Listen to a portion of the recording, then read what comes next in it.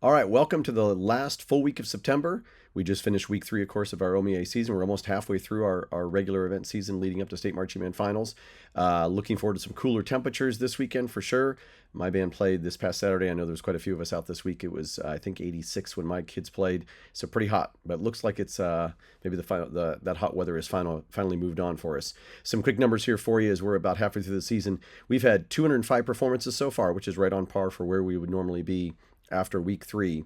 We've got 87 performances coming up this weekend, so pretty exciting. We've had very few penalties, which is good. Every time we adapt the rules, it's often to kind of reduce penalties and make things easier, more user-friendly. I think certainly the T&P revisions over the last few years have helped a bunch with that. A bunch of bands have taken advantage of the option to play a show under the minimum time, and of course that ended last week. So the first 3 weeks of the season, that waiver, if you will, applies. Starting this week, your show's got to be over 6 minutes, otherwise it does incur a penalty. But we had more bands than last year take advantage of that, so I'm excited about that. I think more bands went out earlier than they would normally have and got some good feedback. Also, new this year, of course, this is the first year we've required critique at the first 4 weeks of events. And looking back at the last 3 weeks, because there's one more week, obviously week 4 coming up now, 80% of the bands that have participated and been scheduled for the event have participated and been scheduled for critique, which I think is fantastic. So lots of great feedback being given. I'm a huge fan of critique, both as a director and as an adjudicator, and I think it's been very positively received. I bumped into a director last week at the site I was at, and my group went through critique before they did, and they asked me if I had any suggestions for questions to ask or how it should work.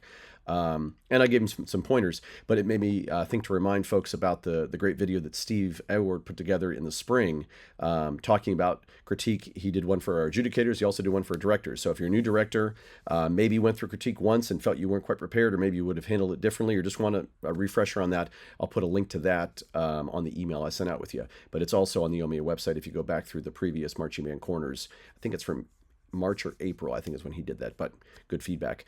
And also on the subject of critique or being prepared for it, probably the best advice is, if you can, listen to your adjudicator recordings through Competition Suite before you get there, if you can. One cool feature they added, I think back before winter season last year, I'll throw a screenshot up here.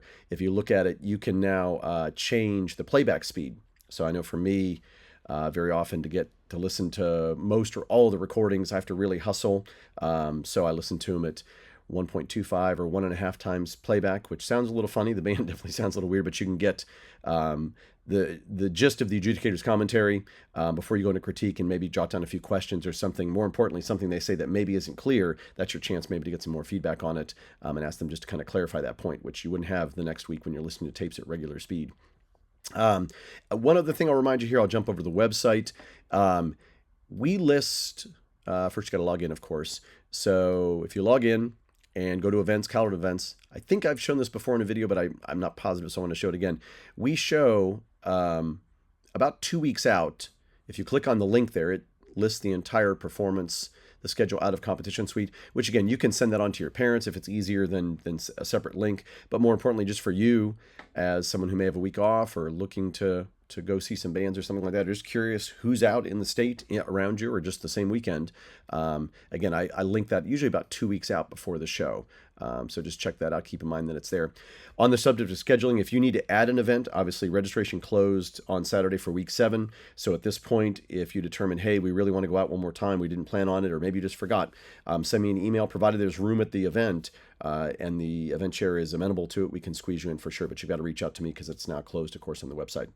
And State Marching Band Final scheduling has started. I'm going to push that out hopefully by Wednesday. I want to wait another day or two. I'm sure there's folks that qualified and are working with their transportation or their administration to figure out what day or what time they can get there. So look for that to come out around Wednesday. Just to give you some numbers, we've had 41 qualifiers so far. Hilliard, that first Saturday, is more than half full, so keep that in mind. I'll send the schedule out to everybody who's registered in the system, not just State Marching Band Final participants. So if you haven't qualified yet, when that email comes Wednesday or Thursday, take a look at it. And if you're out this weekend, kind of maybe pre-plan what date you want to request. And I would certainly say the sooner you request, the better. Remember, for scheduling the regular season, there's no real advantage to timestamp unless an event gets closed. For state marching band finals, it absolutely does matter, as I'm putting spots in on a certain day, or more importantly, in a certain block.